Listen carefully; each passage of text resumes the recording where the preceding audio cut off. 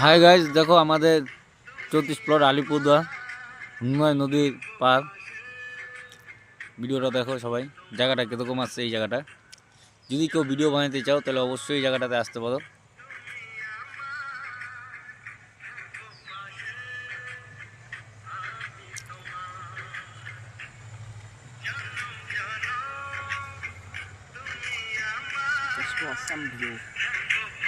অসম view, এই new location দেখো। যদি কেউ ভিডিও বানাতে চাও তাহলে অবশ্যই আসতে পারো এখানে।